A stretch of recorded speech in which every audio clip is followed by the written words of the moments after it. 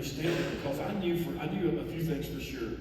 I knew if it was willpower, I would have been able to do it. I knew that right off the bat. I said, if this is willpower alone, I would have been able to quit because I'm a strong dude. And I wanted it. I love my children. I love my wife. I would have been able to do it. It's not willpower. So I didn't have a hard time buying that. So as I started to learn about the baby, two parts of our brain that kind of fight each other, kind of yin and yang. The pleasure center of our brain, and then kind of our rational brain that says, hey, you can do that, but this is going to be the cost of it, okay? And so we wind up making decisions on things that bring us the most amount of pleasure from a pleasure standpoint and the least amount of pain from a consequence standpoint. Everybody in this room does this every day. You look at a series of choices, well, those two areas of our brain aren't neurologically connected until we're about 23 if we're a woman and 25 if we're a man. Women are ahead of us in everything, okay? Here's what happens in SUD, any kind of substance use or any kind of addiction really, is that you lose access to the frontal lobe of your brain, which is responsible for insight, judgment, and empathy. And I want everybody in here tonight to think about this. What would you do tonight if all you were controlled by was your reward system, your pleasure center? You would be in jail before it got dark. Okay, that's exactly what would happen.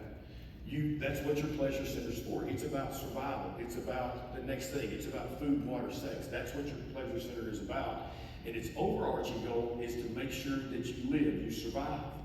So what would you do to save your own life in here tonight? And I can tell you that everybody in this room is capable of anything in protecting your own life tonight.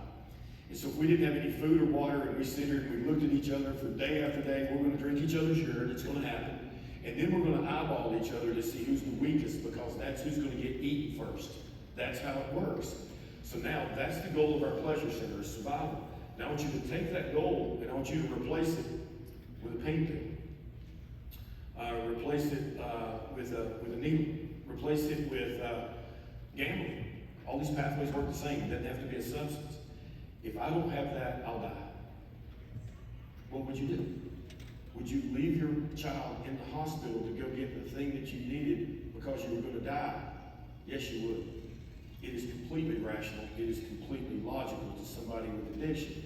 It is not completely rational, and it is not completely logical to us sitting here tonight who have functioning frontal lobes of our brain that are interacting with our reward system.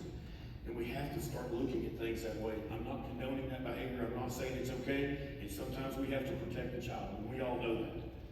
But understanding where that mom is, and in that moment, the attending physician going, the thing that's driving her here is cravings. She's obviously addicted. The baby was born dependent. She's going to want to use because she's going to get sick. Why don't we stop her cravings so maybe she can bond with this child and see that there's another way out of this? And that's not what we did. We either because of lack of medical knowledge, lack of education, sometimes what we feel inside, well, my moral beliefs are this. Then our young lady goes back out to the street, and then you know how I know she wants something different? She comes back to see the baby. I asked the student that today. I hope the student's here. I think her last name's Miller. She comes back to see her child. She doesn't want to live. Guys, nobody wants to wake up in the morning and stick a needle in her arm. I was thinking about the dope stick thing, and it's weird to see that stuff because it all happened in my life. But every morning I woke up wanting to quit. I wanted it more than anything in the world. I couldn't do it. I didn't have any idea how to do it. The cravings were so bad, I just couldn't do it. And, next thing I know, drugs go up my nose for another day, and I survive another day. Guys, it's a terrible way to live your life, and I did it day after day after day after day.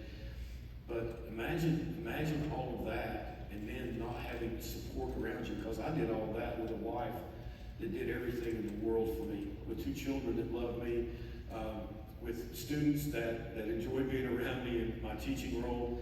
What about if you're out there and your support system is beating you, abusing you, taking advantage of you, threatening you? I mean, what is that life like?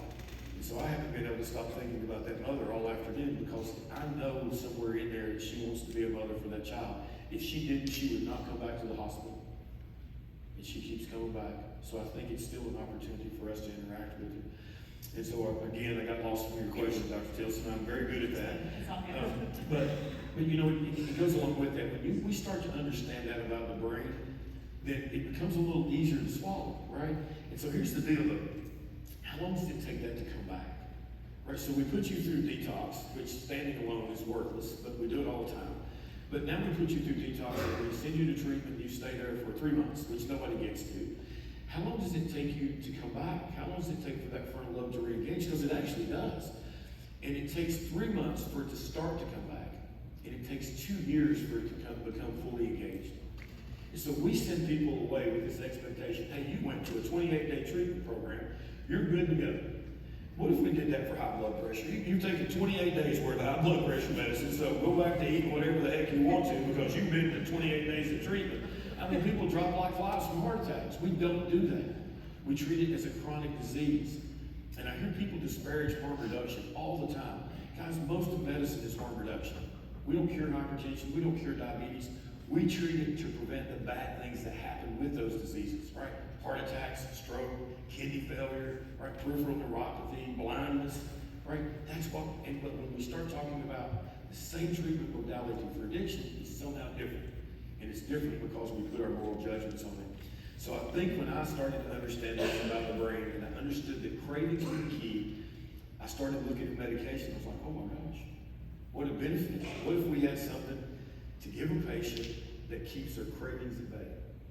Now we've got a chance to hold them in the treatment process, let the frontal lobe start to recover, but more importantly, get to some of those drivers of addiction, which hopefully we will talk about. Yes.